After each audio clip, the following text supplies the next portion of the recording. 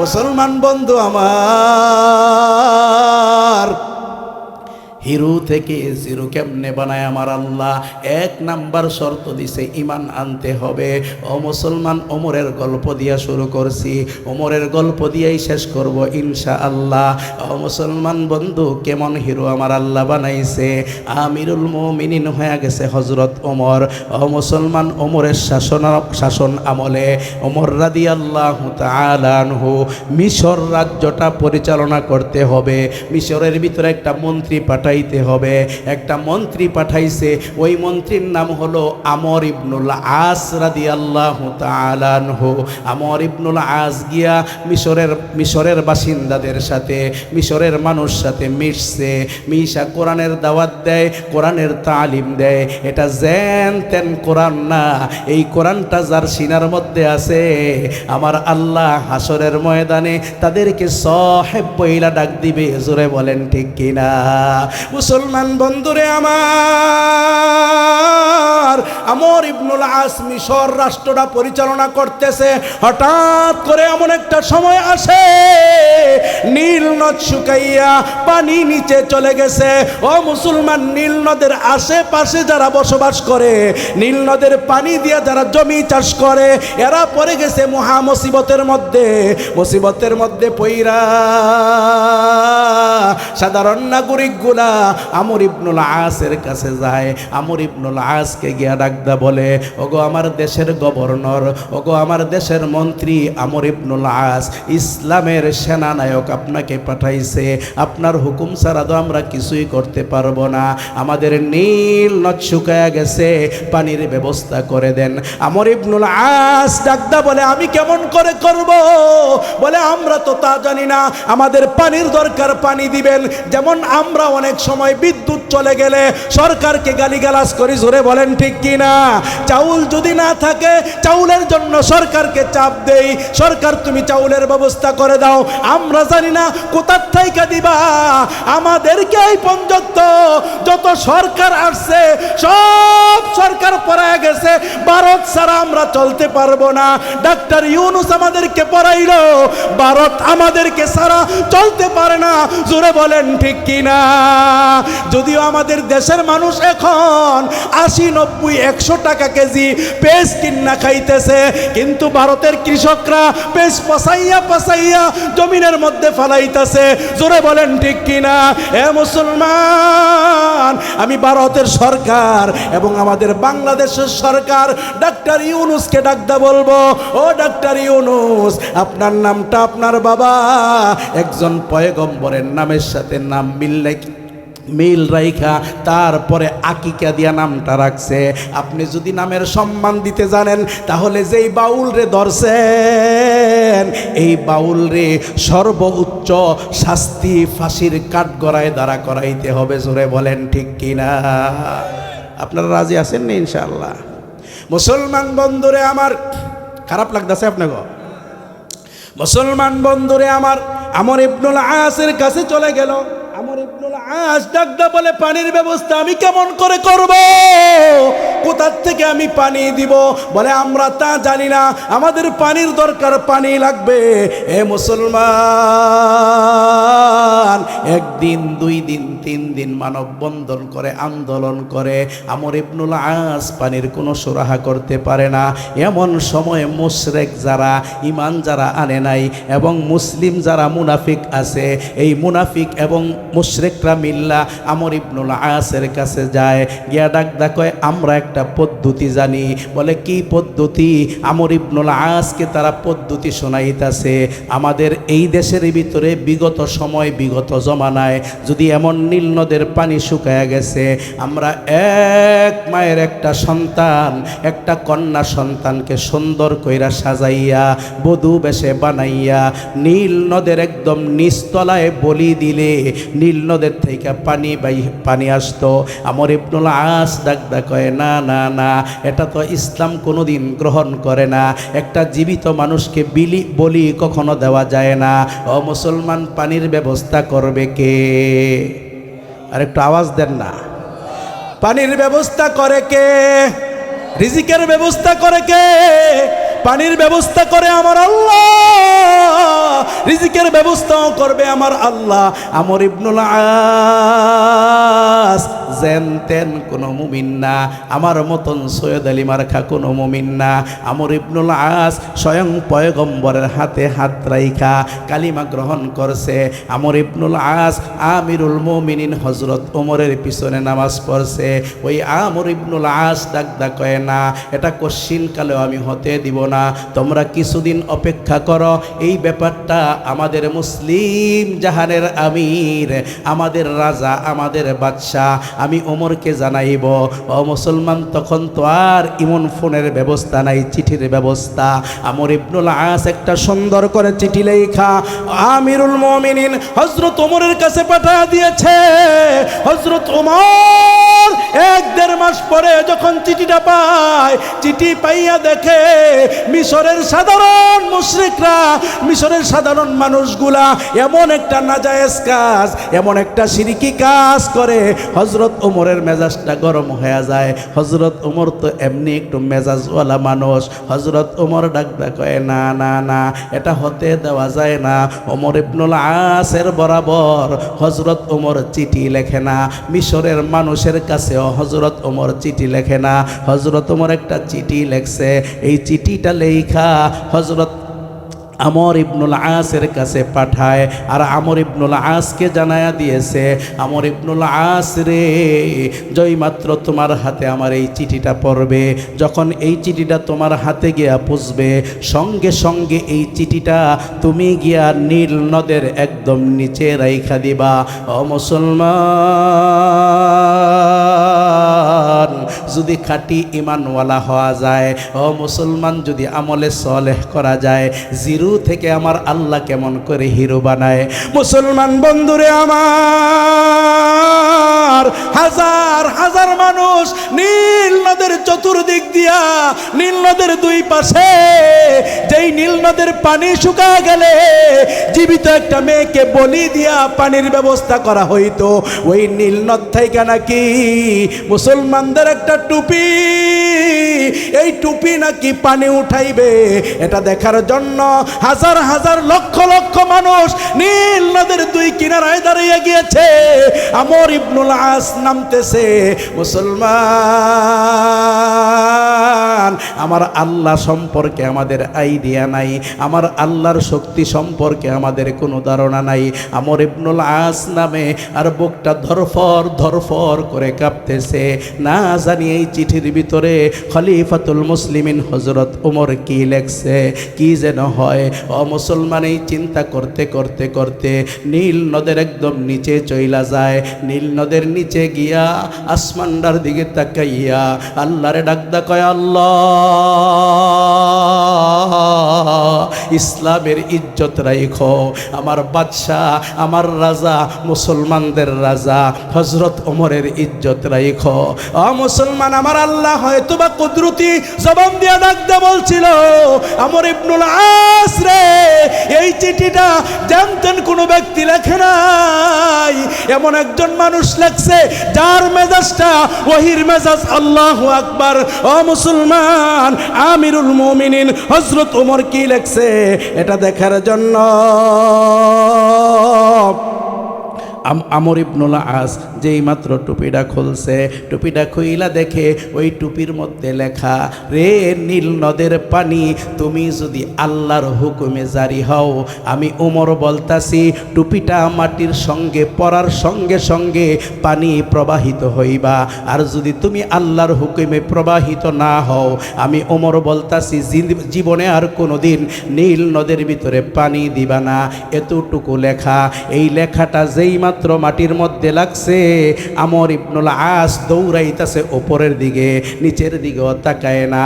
মুসলমান বন্ধু, এমন সময় শোনে শো শো শব্দ শোনা যাইতেছে। আমর ইবনুল আস নিচের দিকে তাকায় দেখে পানি এত দ্রুত বেগে আসতেছে, মনে হয় যেন আমর ইবনুল আসকে ধরে ফেলবে। আমর ইবনুল আস দৌড়াইতে দৌড়াইতে কিনারার মধ্যে চলে যায়। ও মুসলমান, মিশরবাসীর জন্য যত যতটুকু পানির প্রয়োজন অতটুকু পানি প্রবাহিত হইতেছে। যেই জায়গাটা দিয়া পানি ওই চিটেরা রাখছে আজও পর্যন্ত ওই পানিটাই আছে, পানি একটু কমেও না বাড়েও না। আল্লাহু আকবার। পানি একটু কমেও না বাড়েও না। মিশরের সাধারণ মানুষ, সাধারণ মুশরিকরা এই দৃশ্যটা দেখে আশ্চর্য হয়ে গেল। এই চিরকুটের ভিতরে, এই সাদা একটা কাগজের ভিতরে, এই টুপির ভিতরে কি লেখা আছে? সকলেই আমর ইবনুল আসকে ধরলো। ওগো আমর ইবনুল আস, আমাদের গভর্নর, আমাদের মন্ত্রী, তোমাদের বাদশাহ এটার মধ্যে কি লেখছে? এবার বাদশাহ সাধারণ মানুষগুলারে শোনায়, আমাদের বাদশাহ আল্লাহর হুকুমে লেখছে, যদি পানি আল্লাহর হুকুমে প্রবাহিত হয়, পানি যেন মিশরবাসীর জন্য প্রবাহিত হয়। আর পানি যদি আল্লাহর হুকুমে প্রবাহিত না হয়, জীবনে যেন আর কোনোদিন পানি প্রবাহিত হয় না। বোঝা গেল পানিও আল্লাহর হুকুমে প্রবাহিত হয়। জোরে বলেন ঠিক কিনা? মুসলমান বন্ধু আমার, ওই জায়গার ভিতরে শতে শতে মুশরিক ঈমান আইনা ইসলাম গ্রহণ কইরা জাহান্নাম থেকে মুক্তি পাইয়া জান্নাতের বাসিন্দা হয়েছে। আল্লাহু আকবার। আমার আল্লাহ ডাকদা বলে, ইন্নাল্লাযীনা আমানু ওয়া আমিলুস সালিহাত উলাইকা হুম খায়রুল বারিয়া জাযাউহুম ইনদা রাব্বিহিম জান্নাতুন তাজরি মিন তাহতিহাল আনহারু খালিদিনা ফিহা আবাদা। আমার আল্লাহ ডাকদা কয়, ও মুক্তাগাছা, কি এলাকার নাম? তারাটি। ও মুক্তাগাছা তারাটি এলাকার মুসলমান ভাইয়েরা, পর্দার আড়ালে আমার আম্মারা, আমার আল্লাহ ডাকদা বলে, যদি তুমি আল্লাহর জন্য ওয়াজের ময়দানে বসতে পারো, যদি তুমি আল্লাহর জন্য যায় নামাজের মধ্যে বসতে পারো, আল্লাহর জন্য যদি তুমি রাজপথে নামতে পারো, জাযাউহুম ইনদা রাব্বিহিম, বিনিময় দিবে আমার আল্লাহ। ডাকদা বললাম, আল্লাহ কি বিনিময় দিবা? এ ছাত্র ভাইয়েরা তোমরা ভালো করে শোনো, বিনিময় তোমরা কি পাইবা? আল্লাহর নবী নয়, স্বয়ং আল্লাহ ডাকদা বলে, জান্নাতুন তাজরি মিন তাহতিহাল আনহার, এমন একটা জান্নাত দিবে যেই জান্নাতের তল দিয়া একটা নদী প্রবাহিত হয়ে যাবে। মুসলমান বন্ধুরে আমার, তারাটির ভিতরে বাড়ি করছো, এই বাড়িটার মালিক তুমি না, এই বাড়ির মালিক তোমার পরদাদা, তারপরে তোমার দাদা, এরপরে তোমার বাবা, এরপরে তোমার সন্তান। আমার আল্লাহ ডাকদা কয়, না না না, আমি আল্লাহ যেই জান্নাতটা দিব কোনো দাদারে দিব না, কোনো বাবারে দিব না, আমি আল্লাহ ওই ব্যক্তিরে জান্নাত দিব যেই ব্যক্তি আমার উপরে ঈমান আনে। এই জান্নাতের মালিক কতক্ষণ হবে? আল্লাহ তাআলা ডাকদা বলে, খালিদিনা ফিহা আবাদা, সব সময়ের জন্য দিয়া দিব, চিরকালের জন্য দিয়া দিব। এই জান্নাত আর তোমার থেকে কেউ নিবে না, জান্নাতের মালিক হস্তান্তর হবে না। ও মুসলমান, জান্নাতের মালিক যদি হইতে চায়, জান্নাতের বাসিন্দা যদি হইতে হয়, দুনিয়ার মায়া আর মোহাব্বত ছাড়তে হবে। মুসলমান বন্ধুরে আমার, দুনিয়ার মায়া আর মোহাব্বত যদি না ছাড়তে পারো, গতকালকেও ও মুসলমান একটু ঠান্ডা আপনারা বুঝতেছেন, শুয়ে আছি বিছানার মধ্যে, এমন সময় গিয়া পিঠটা লাগছে ওয়ালের মধ্যে, লাগা মাত্র দেখি ঠান্ডা লাগে।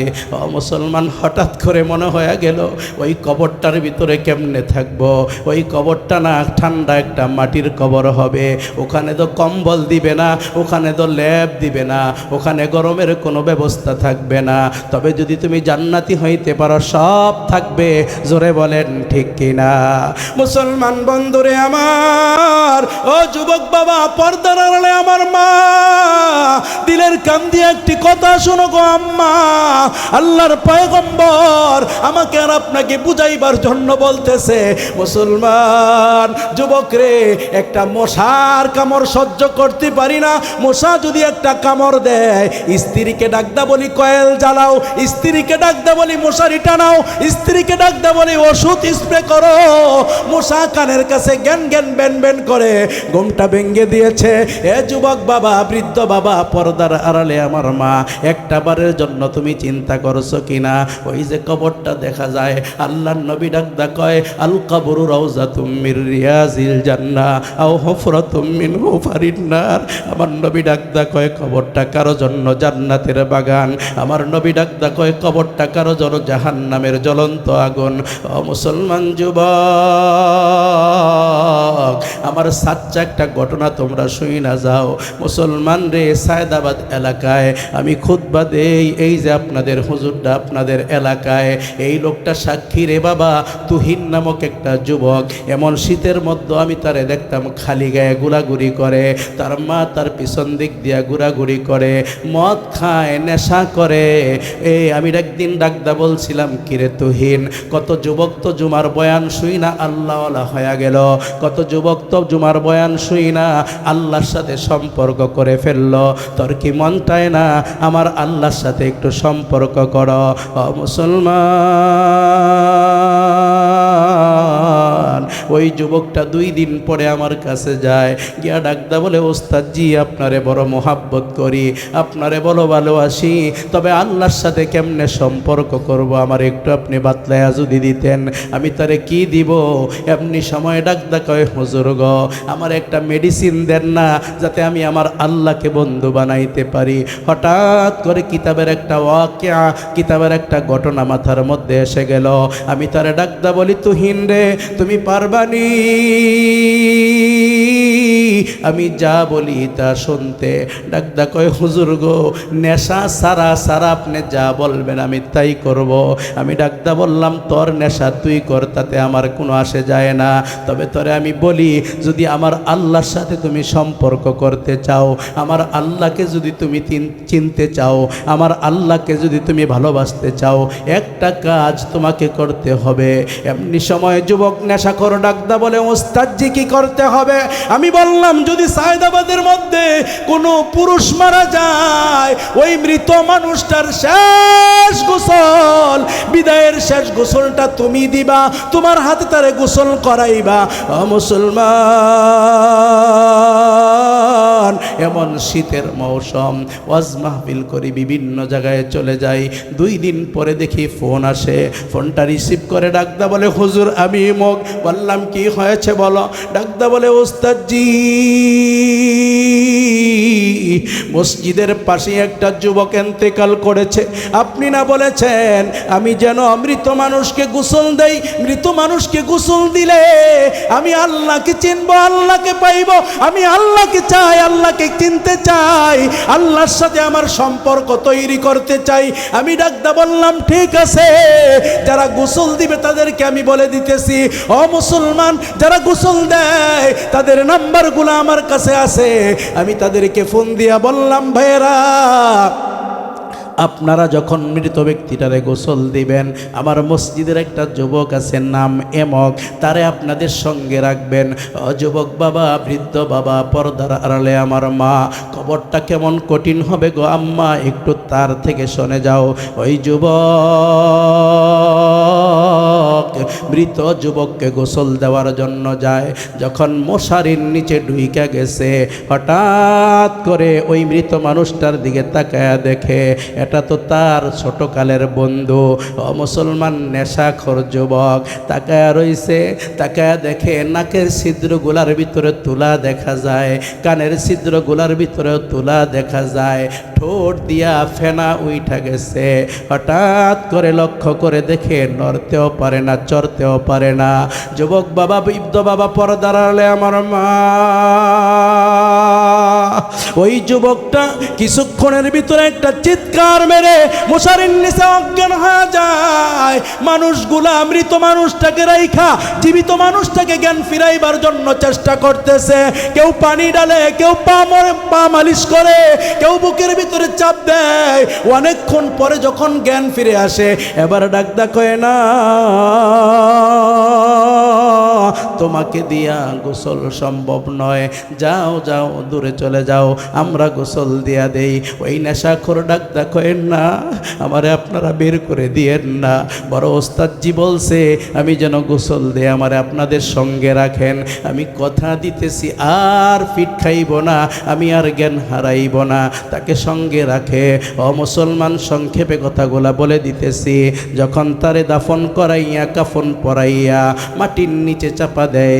এক সপ্তাহ পরে যখন আমি আমার মসজিদের মধ্যে যাই, মুসলমান রে আসরের পরে আমার কামরার ভিতরে আইসা নক করে। যেই মাত্র নক করে ডাকদা বললাম কে?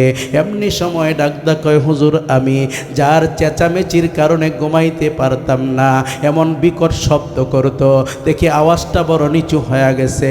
আমি ডাকদা বললাম রুমের ভিতরে প্রবেশ করেন কে? যেই মাত্র রুমের ভিতরে প্রবেশ করেছে, তাকায় দেখি যেই যুবকটা একটা টাকর যুবক ছিল, ওই যুবকটা কেমন যেন শুকিয়ে গিয়েছে। মাথার ভিতরে টুপি, থোতার ভিতরে খোঁচা খোঁচা দাড়ি দেখা যায়, হাতের ভিতরে তসবি দেখা যায়, গায়ের ভিতরে জুব্বা দেখা যায়।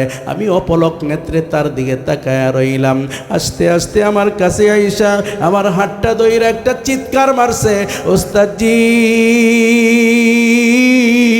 আপনি আমারে কোথায় পাঠিয়েছেন, কি করেছেন? আপনি তো আমারে জীবিত মাইরা ফেলছেন। বললাম কিরে বাবা কি হয়েছে, এত অল্প দিনে এমনি শুকাইলা কেন? কে তোমারে এমন পরিবর্তন করে দিল? এমনি সময় যুবক ডাকদা বলে, ওস্তাদজি আমি যখন ওই মৃত মানুষটাকে গোসল দেওয়ার জন্য গিয়েছি, গিয়ে দেখি ওই যুবকটা তো আমার বন্ধু, যার সঙ্গে শৈশবকালে একসাথে গোসল করেছি, যার সঙ্গে শৈশবকালে এই এলাকায় কত ঘোরাঘুরি করেছি। হুজুর গো, ওই যুবকটা দেখি আমার থেকেও শক্তিশালী ছিল। ওই যুবকের সঙ্গে যখন আমার হাতটা লাগছে, হুজুর বিশ্বাস করেন আমার মনে হয়েছে যেন আমি একটা বরফ খণ্ডের ভিতরে হাত দিয়েছি, এমন ঠান্ডা হয়ে রয়েছে হুজুর গো। যেই মাত্র ঠান্ডাটা অনুভব করলাম, মনে মনে আমার অন্তরের ভিতরে আসলো, হায় রে আজকে আমার বন্ধু এমন লাশ হয়ে শুয়ে আছে। বন্ধুর মাও কিন্তু এখানে আসতে পারে না, বন্ধুর বাবাও আসে নাই, বন্ধুর ভাইও আসে নাই, আপনজন কেউ আসে নাই। যারা আসছে কোনোদিন তারে গোসল দেয় নাই, কোনোদিন তারে লুঙ্গি আগা দেয় নাই, কোনোদিন তারে সাবান দেয় নাই। আজকে জনমের মতন বিদায় দিবে, আপনজন কেউ আসে না গোসল করার জন্য। হুজুর আমার দিলের মধ্যে স্মরণ হইল, একদিন তো আমি এমন লাশ হয়ে যাইব, আমার পাশে ওদের কেউ থাকবে না। হুজুর গো, খাটটা দেখা মাত্র আমি অজ্ঞান হয়ে গেছি, আমি আর কিছু চিন্তা করতে পারি না।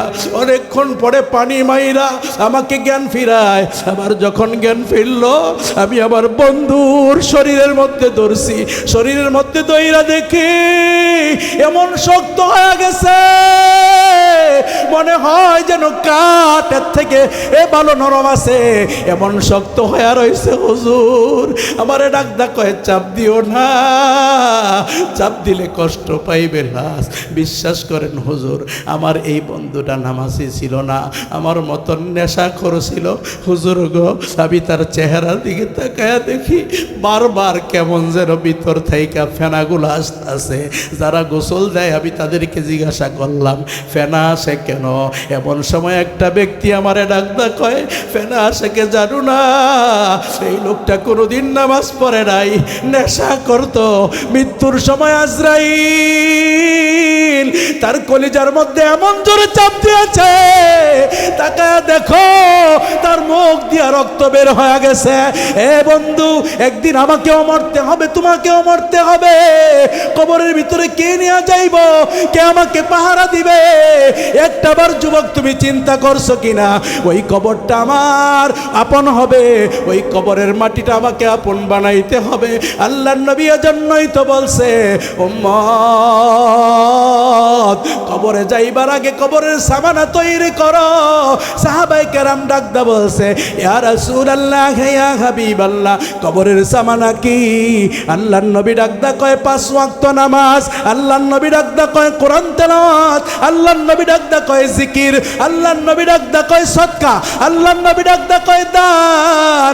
ও মুসলমান, আমরা যে আমল করি এই আমল দিয়া কবরকে সাজাইয়া রাখতে পারবো না। তবে আমি আপনাদের কাছে শেষ বেলায় বইলা যাই, এই যুবকের পরিবর্তন কেমন করে আসছে? বসবো ইনশাআল্লাহ।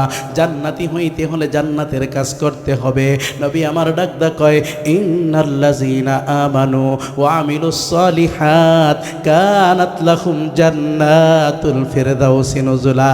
আমার আল্লাহর আরেক আয়াতের মধ্যে ডাকদা কয়, যারা ঈমান আনবে, আমলে সালেহ করবে, আমি আল্লাহ তাদেরকে জান্নাতুল ফিরদাউস দান করব। আমরা আল্লাহকে ডাকদা বললাম, আল্লাহ দুনিয়ার মশার কামড় সহ্য করতে পারি না, দুনিয়ার লাল পিঁপড়ার কামড় সহ্য করতে পারি না, আল্লাহ একটু আচর দিবে কেউ, এটাও সহ্য করতে পারি না, জাহান্নামের গুরুজ দিয়া পিটাইবে, আমরা এটা পারবো না, আমরা জাহান্নামে যাইতে পারবো না। আমার আল্লাহ ডাকদা কয়, যাইস না। যারা জাহান্নামে যাইতে চায় না, আমার আল্লাহ তাদেরকে জাহান্নাম দিবে না। আমার আল্লাহ কোরআন শরীফের মধ্যে বলে, ইন্নাল্লাহা আশতারা মিনাল মুমিনিনা আনফুসাহুম ওয়া আমওয়ালাহুম বিআন্না লাহুমুল জান্নাহ। আমার আল্লাহ ডাকদা কয়, ও মুমিন ব্যক্তিরা, আমি আল্লাহ তোমাদের কাছে জান এবং মালের বিনিময় আমার জান্নাতকে বিক্রি করলাম।